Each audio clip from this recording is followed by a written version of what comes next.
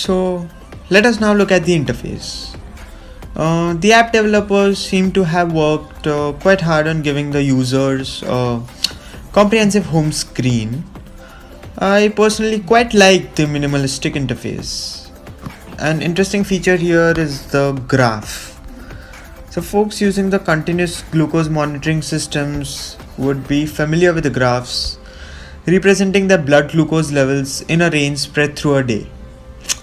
And the graph feature of this app takes your spot readings and tries to present them to you as a graph. Hence, this app is as accurate as the input you give. It also manages to give an estimated HbA1c, which would be quite close to your actual A1c if your blood glucose input frequency is high. So now let us come to an interesting feature of this app, the monster. Not sure why the developers decided not to be creative enough to give it a quirky name, or actually just any name. I think the monster tends to represent your mood. You know how you feel really good when your sugars are in range, and so does the monster. I mean, it is green, happy. In fact, when your sugars are haywire, you are extremely cranky and irritable. And you know what? The monster actually tends to duplicate it by coloring itself red and acting really cranky. And this is what makes this app fun to use. Next here we have quick stats like our day's average, standard deviation, which basically would be the variation of maximum and minimum sugar from the average. And this app gives you the flexibility to define your target range of blood glucose. So hyperglycemic or hypoglycemic values will depend on what you set as the target range. You can see the number of carbs you have logged and the hours of physical activity, and you may have to separately describe the activity, for example jogging, dancing or swimming. And these stats are available in weekly, fortnightly, monthly and quarterly variants. So now let us try and log something. Say I'm having a really good day and my blood glucose is around 140. I'll be eating a cup of upma, which is say 60 gram of carbs, and this comes under fast food. I will be bolusing 6 units for the upma, and I will be bolusing a couple of units as correction dose since I like my blood glucose to be around 100. And you can also log in physical activities such as running, dancing or jogging. And say I'm very health conscious, I've pulled off around 2000 steps in 30 minutes, so I'm logging that.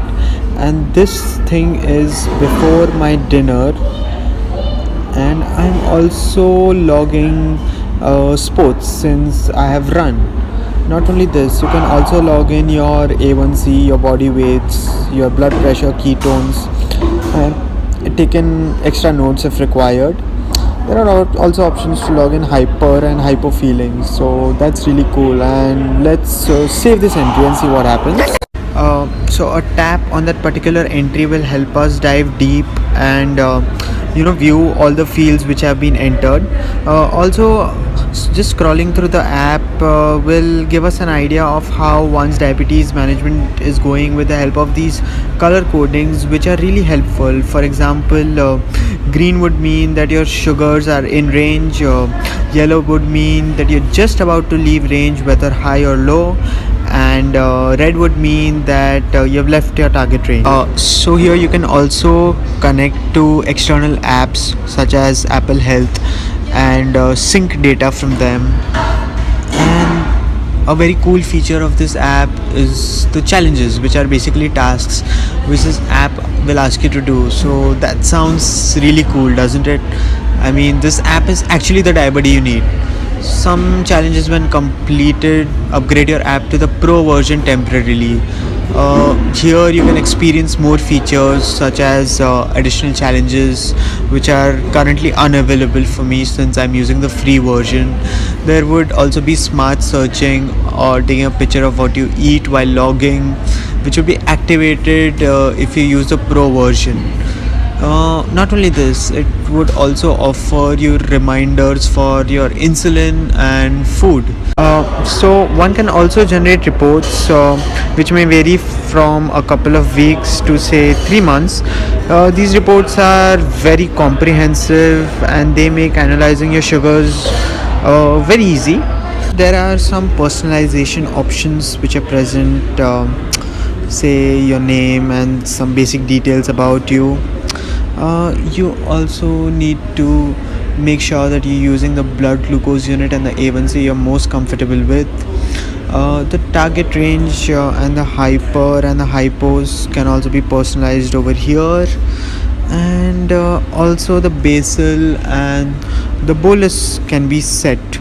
Also you can also set your insulin to carb ratio and insulin sensitivity factor. And those who are getting familiar with the insulin to carb ratio and insulin sensitivity factor, I have placed video tutorials on the same in the description box. So carb counting is extremely important when it comes to effective diabetes management. Correctly calculated carbs would lead to correct bolusing and hence better diabetes management. Also, if you like MySugr, you can rate it on the App Store or the Play Store. Also, you have an option to share it with your friends on social media. If you find this video useful, you can treat me to a cup of coffee. And yeah, there is also a detailed manual at the end of the app which you can read in case you wish to dig deeper. So this is all about the app. So TikTok is a space where we make content about diabetes technology. So apps, pumps, needles, CGMs, watches, got a tech, and we'll review it. So we are Club 1 Diabetes. The links are in the description box. Thanks for watching. Cheers.